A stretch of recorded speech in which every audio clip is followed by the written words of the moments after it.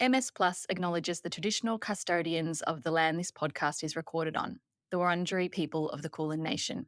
We pay our respects to their elders past and present. This is a trigger warning. In this episode, we are discussing ambiguous grief for carers that may be distressing for some people. If you need assistance, please reach out to Lifeline on 13 11 14 or Beyond Blue for online and telephone support. Hello and welcome to the MS Plus podcast series. My name's Jodie Hartson and today Jess and I are speaking with Linda Rowley. I met Linda around about 2 years ago when she was engaged with MS Plus as a consultant to help us develop our MS Plus carers strategy. Through that time we worked together, well, Linda did most of the work. I could see Linda's passion for supporting mental health and wellbeing of lots of different people across all different types of arenas. So today I'm really excited and looking forward to learning more from Linda about loss and grief. And many people with MS and carers are very familiar with concepts of loss. And today we're going to dig a little bit deeper into loss from the perspective of the families and friends and carers and try to understand and give a bit of guidance on how to maintain mental health and wellbeing living with grief and loss. So welcome, Linda. It was wonderful to work with you and learn so much from you and from the carers that we worked with, but also great to have you with us today. So thank you very much for joining us. Thanks so much, Jodie. Can I say it was equally a delight to work with you, and I'm very honoured to be a guest on your podcast today. So let's get straight into it, Linda. What actually is ambiguous loss and how is it different from other losses? Can you tell me a bit about that? Yeah, great question and good place to start. So, the term ambiguous loss was coined by researcher Dr. Pauline Boss back in the late 1970s. So, it's actually, as a term, been around quite a long time, but it is a term that many of us are quite unfamiliar with. So, ambiguous loss is really when a person experiences a profound sense of sadness or sense of loss that's not associated with the death of a person or a loved one. So there's been a rupture in the relationship or a change in the situation or circumstance between two people, but it's not when someone has died. So there are two types of ambiguous loss. The first type is when a person is no longer with us physically, so they're no longer near us, but they are still with us emotionally. We still have an emotional connection to the person, so we keep them in our hearts and minds. And some everyday examples of that can be, for instance, if someone goes into residential care. So you might have had a couple living together and one of them has gone into residential care. The one who's still at home might experience a sense of loss because they're no longer physically with them and they're still in their heart and mind.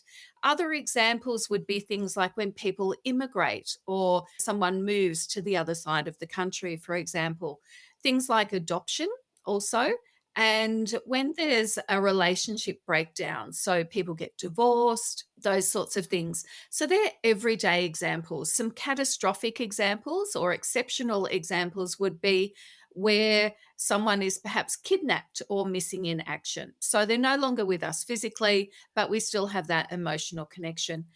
So the second type of ambiguous loss, which is the type that I think might be most relevant and relatable for carers, the people with MS perhaps, is when the person is still with us physically, so we still have that relationship with them, but they're no longer as psychologically present or as emotionally present in the relationship itself. So, some examples of that might be things like if someone has an acquired brain injury or a stroke. So they're no longer able to have that same sense of emotional connection with the person. It could also be someone who has severe mental illness, for instance. You can imagine if someone experiences depression, we don't have that same sense of emotional connection with them. So the person is still with us physically, but we're missing that sense of emotional connection that we once had with them. So something has changed in the relationship and we no longer feel that sense of emotional intimacy. Thanks, Linda. 'Cause it was just such a common theme when I was working in the MS clinic. And I vividly remember one lady, her husband had had MS for a long time. And she said, I still love my husband deeply, but I miss the man he was. I miss that person that he was. And it was like it was such a big thing to offload for her. And I thought we probably don't talk about it as much because I think carers seem to feel a little bit guilty about it when people change, often with the diagnosis of it. It changes you in many cases. MS changes you, just the diagnosis itself. So, in your experience, is this ambiguous loss under talked about, if you like, and not a topic that's brought up enough? Oh, absolutely, it is. And I think it's important to remember that ambiguous loss is a normal, ordinary, typical grief response to a situation that's complex and difficult and often quite painful. And ambiguous loss is viewed in a stress model. So it's not saying there's something wrong with you as a person, so to speak, if you experience ambiguous loss. It's a normal reaction to a situation that is really complex and difficult. And you're right, Jody, we often don't talk about it because unlike grief or bereavement when someone dies, as a society, we have rituals around that that are culturally influenced. So, depending on our culture, we will have a funeral or a memorial, or we will sit Shiva or whatever it happens to be for us in our culture. But that's recognized and acknowledged. Our grief is recognized and acknowledged by others, and that helps the grieving process. Whereas with ambiguous loss, it's not validated by others often.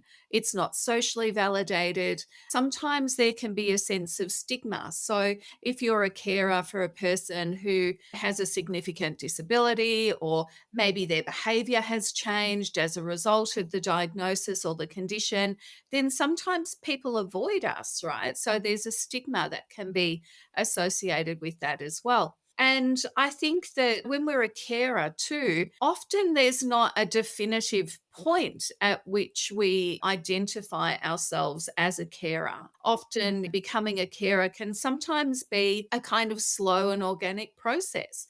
And certainly the carers that I've worked with, and I'm not sure if it's true for carers who listen to the podcast, is that sometimes it can take a while for that kind of realization that, oh, actually, I am a carer.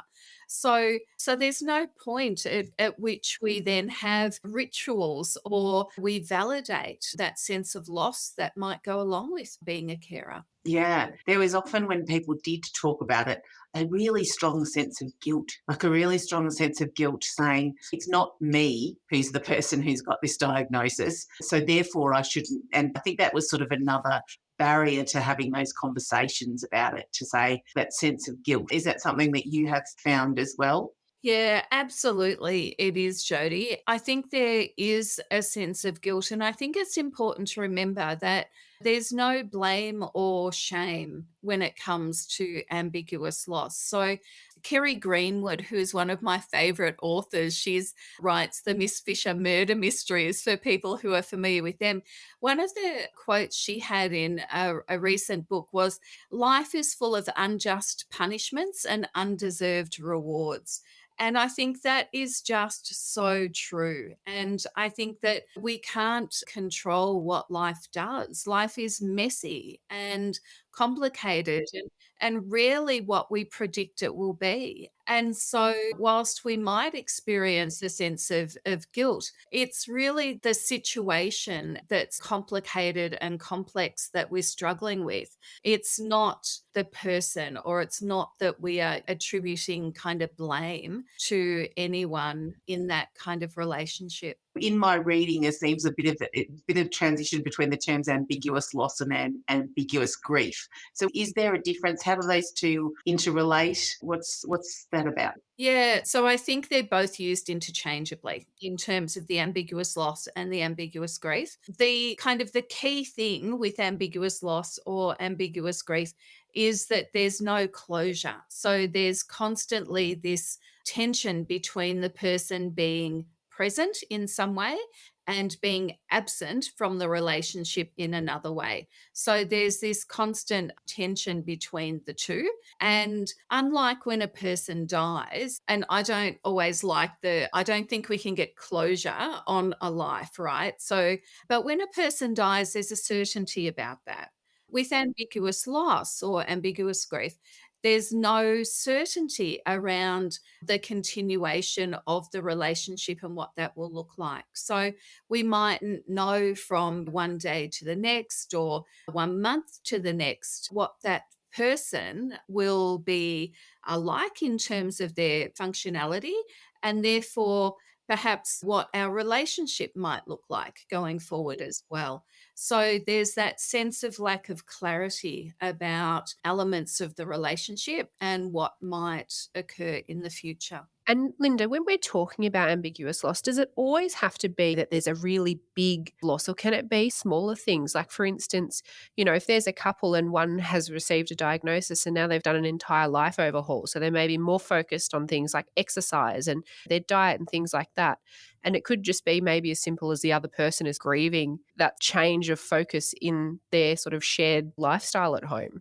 Oh, absolutely, Jess. I think you are absolutely right. And there will be clear losses and there will be unclear losses. So, for instance, a clear loss might be that the person, either the person with the diagnosis or their carer, might have given up work or reduced their working hours as a result of the diagnosis and caring responsibilities. And so that can be a clear loss. A clear loss could be a financial loss, right? We're no longer kind of bringing in that same level of income. But an unclear loss could also be the loss of the person's hope or their career aspirations. Maybe they had an aspiration to achieve a certain level within a career, and now that's no longer possible for them at the moment. So you're right, there can be big losses, or what we would call big losses, and small or everyday ones, and they can be clear and unclear. And sometimes we mightn't even realize what we're feeling a sense of loss about until we have the opportunity to kind of really talk through it and to explore it. Because often diagnoses or becoming a carer does impact multiple facets of our lives.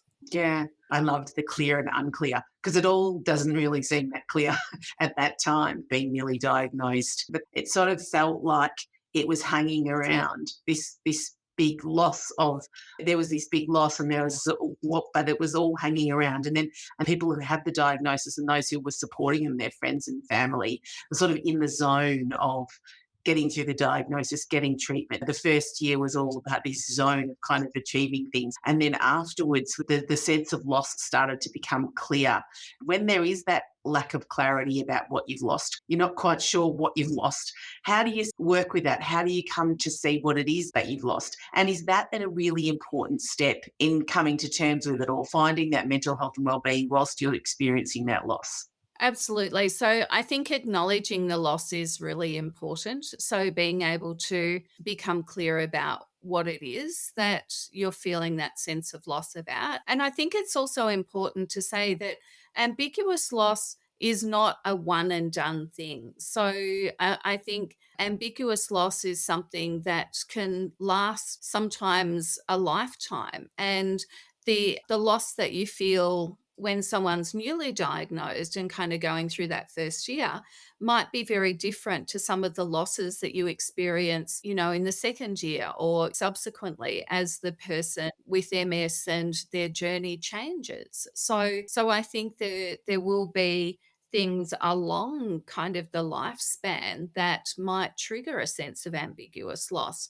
And equally, it's important to say that not everyone will experience ambiguous loss. So it's not a foregone conclusion. And what we experience loss about will be different for each and every person. So it's not a linear kind of trajectory in terms of what we all experience. It's a really kind of individualized experience and journey, I guess. So I think, though, acknowledging, so being able to recognize what it is you feel that sense of loss about, and then being able to acknowledge that is really important. Dr. Pauline Boss has what she calls 6 guidelines for living with ambiguous loss. And we do talk about living better with ambiguous loss because that's an acknowledgement that it's not just something that you're going to get over, so to speak.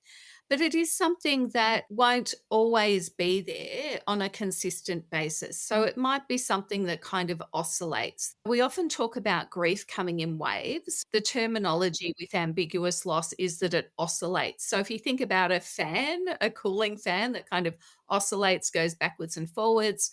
So that can be a similar thing with the experience of ambiguous loss. So, in terms of the 6 guidelines, the guidelines can be implemented in any order. There's not a specific linear sequence. One of the ones I like to start with is meaning. And so this is our ability to find meaning in what's happened. And meaning has 3 components. So one is about having a sense of significance or feeling like we matter.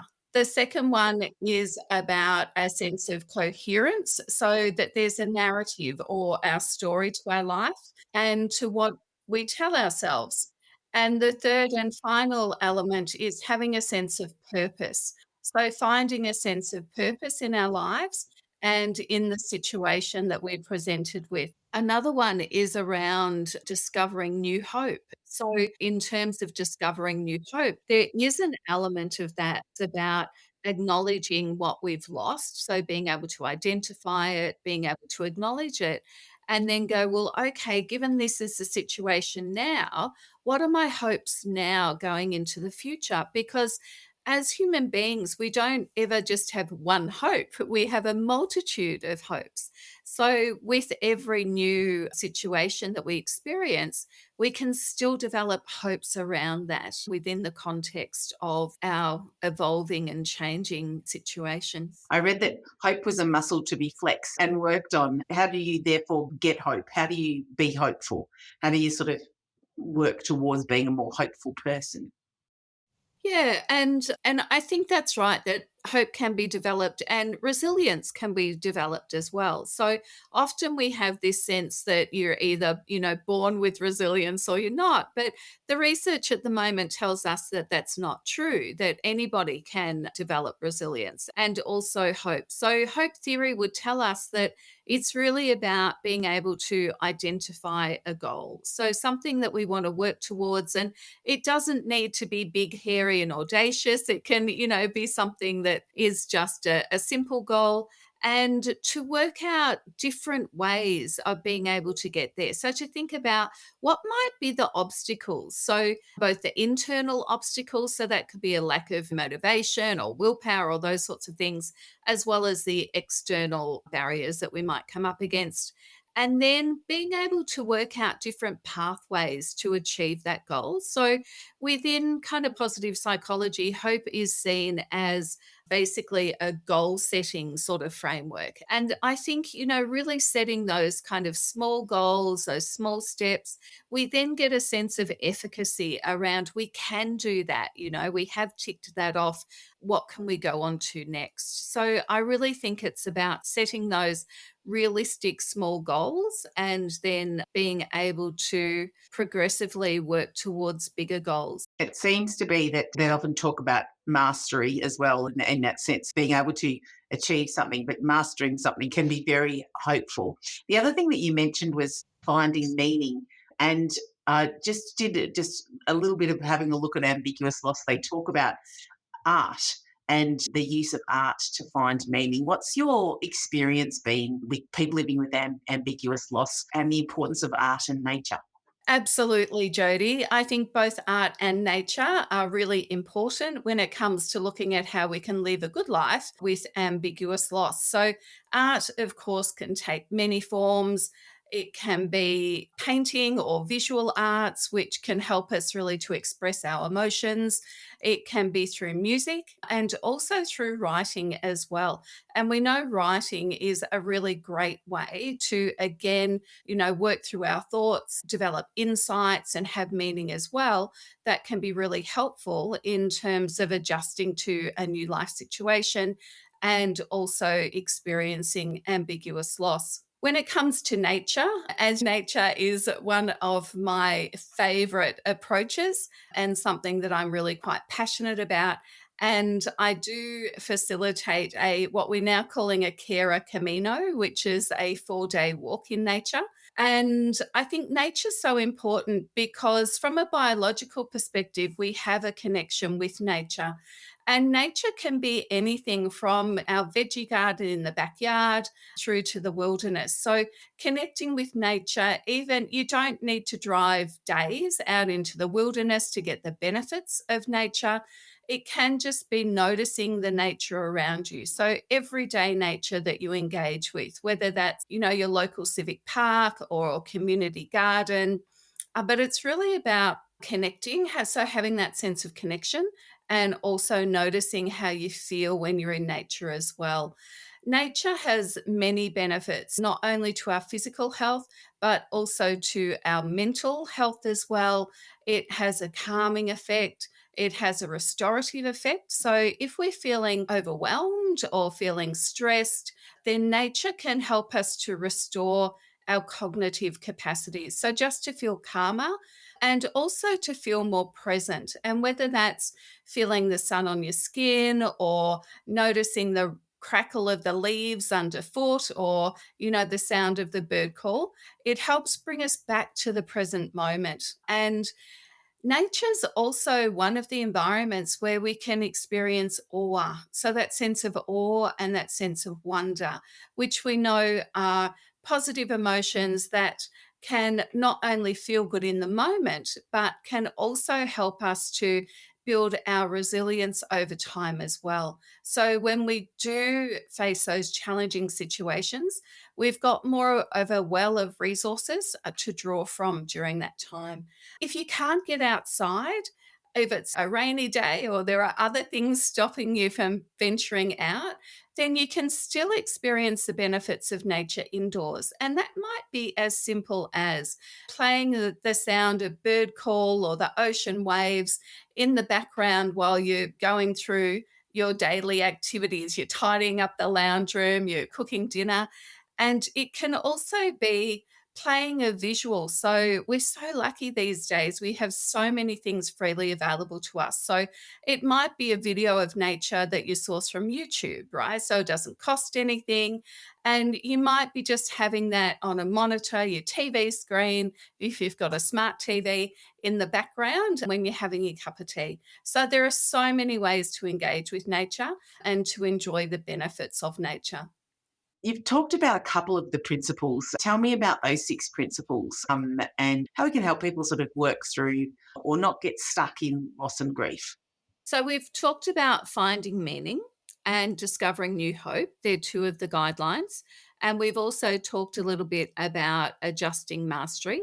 So the remaining three guidelines, one's about reconstructing identity. So if we receive a diagnosis or we are caring for somebody with a diagnosis, that can sometimes impact our identity, especially if there's other changes in our life as a result. So we're no longer working or not working in the way we thought we would. So being able to go back to our values. So what's important to us? How do we live our values on a day-to-day basis? How we identify our strengths can certainly help us in terms of reconstructing an identity for ourselves as well in terms of that loss.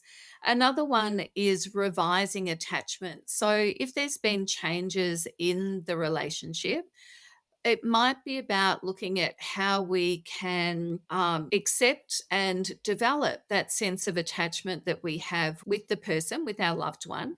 And it might also be appreciating that our loved one can no longer meet a specific need we might have. So, for instance, I know mothers of adult children with severe mental illness, for instance. So, a simple example would be a mother and daughter.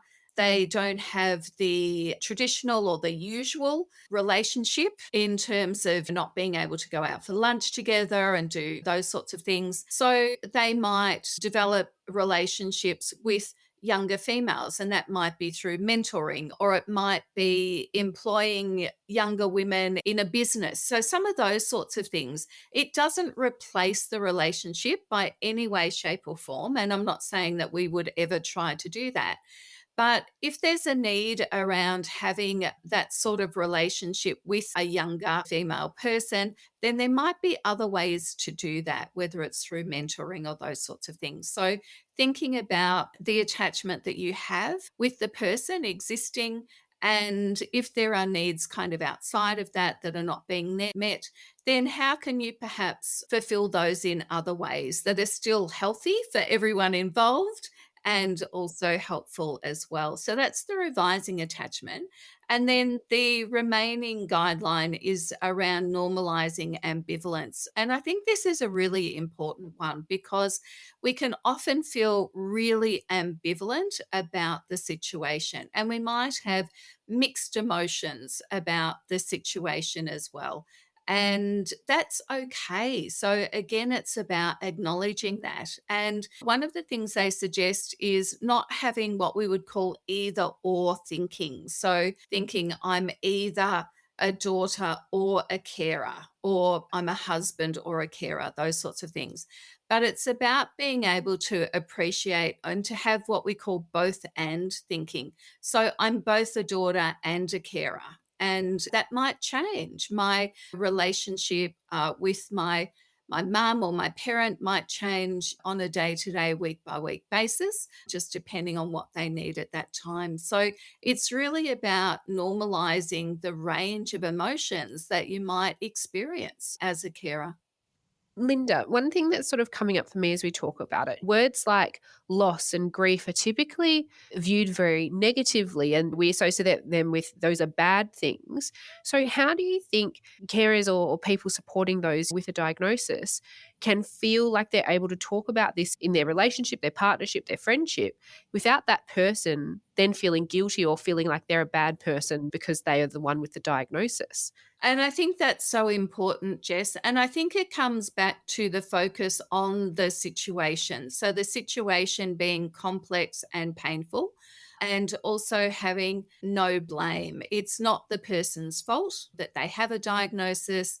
So, it's really about how do we maintain our relationship and the ability to talk through these things with each other in relation to the situation. So, not in a way that places blame or shame or guilt on either party in the relationship. And Dr. Boss talks about the one thing people who experience ambiguous loss need is that sense of human connection. And we know through surveys and research that that's often one thing that can fall by the wayside for carers. Carers can feel, socially isolated or that they lose some of those social connections. So I think that's really important as well, that people experiencing ambiguous loss have others outside of their relationship that they can also talk to as well and seek support from.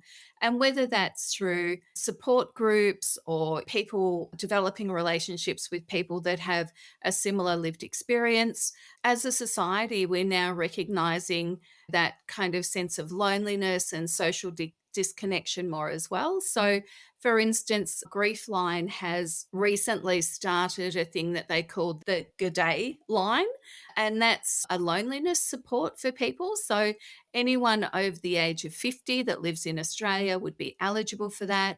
There's also Social Health Australia that really look to reduce social isolation as well. So I think it's both looking at kind of those formal supports that people can access, as well as those informal supports, friends, family, other people that have a similar experience as well.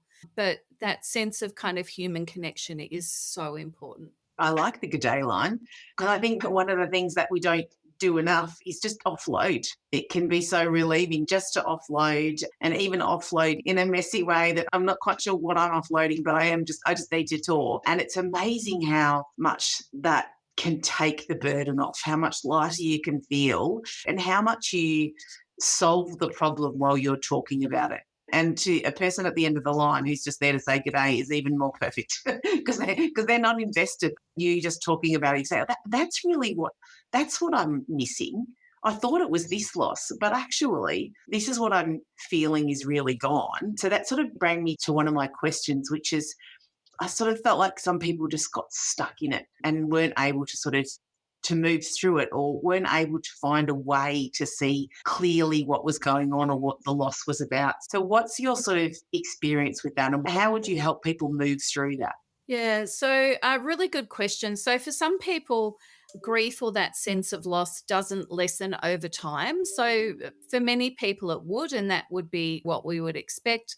If the sense of loss is significantly disrupting someone's life, so if it makes them feel like it's difficult to do anything, it's difficult to socialize, having problems sleeping, changes to the way they eat, so overeating, undereating, or really intense and ongoing emotions that cause distress, so anger, sadness, or numbness, anxiety, then they might be indications that people are stuck and that they might benefit from more professional help. So, if that's the case, then reaching out to Grief Line or to Grief Australia for some more formal support could be helpful. Or, for instance, I run workshops on how developing skills. So, based on wellbeing science and positive psychology, what are some tools that might be helpful for people in being able to live better with ambiguous loss as well? So, if people are feeling like their kind of feelings and emotions around that sense of loss are getting in the way of their everyday life, then I think it's important for people to seek help. And of course, if people are in crisis, then we would always encourage people to ring 000 or to ring Lifeline or one of those other crisis lines that might be most helpful for them at that time. Thanks. Excellent suggestions. I always thought coaching was a bit like a personal trainer for your heart and spirit, and that we need to invest equal amount of energy in personal training for our heart and spirit. And yeah, in my experience, coaching can be a really good way of helping you kind of navigate that. Not everyone felt that they needed a psychologist, but just felt they wanted to work through something, and coaching can be a really effective way of doing that. Yeah, absolutely. And I think sometimes, again, it's about identifying what you need and also looking at what is going to be most helpful for you. It goes back to everybody knows themselves best. So there's a suite of services or supports that might be available. So it's working out what's going to work best for you at any point in time. And you might find one thing works at one time, and then down the track, you might try something else. Yeah, and it starts with that validation and acknowledgement. And I hope that our listeners have learnt some things about ambiguous loss today that helps them validate that. And I really like the way you say, Linda, living well with ambiguous loss. And that's possible and achievable. It might take some work, but work well worth it with high dividends. Absolutely. And I think the other key thing is to have self compassion as well as compassion for others. And self compassion looks like being kind to yourself and also being mindful. So, not getting stuck in those emotions and having that shared sense of common humanity. Often, when we struggle or when we experience distress, we tend to think that it's just us. It only happens to me. Everybody else seems to be coping okay or having a perfect life or whatever it happens to be. But that's very often not the case. So it is really about having that sense that I can't be the only person that's ever experienced this, right? So how can I reach out to others in a way that share that experience so that I don't feel so isolated as well? So, that sense of self compassion, I think, is really important. And that's part of self care as a carer as well, because we can't give to others if we don't have anything left ourselves. And this might even be the first time that someone has a name for the feeling that they've had and feeling like, I don't have to be ashamed. I'm not this awful person for feeling this. It's perfectly normal. Absolutely. Yeah. And I think that normalizing it is such a big part. And really, some people can just take a big breath when they understand that it is a normal part of life and it is part of a shared human experience. It's not that there's anything wrong with me or that I'm fallible, whatever it happens to be. It's just a part of being human. Well, I think that's a perfect place to finish the podcast on the note that it's just a part of being human. And so thank you so much for sharing your insights, Linda. That was just fantastic. Thank you for your time. Thanks so much, Jodie. Thanks, Jess. For more information on anything we have covered today, please get in touch with MS Plus Connect. If you liked the podcast, please leave us a review or share it with a friend. You can send an email to education@ms.org.au to get in touch.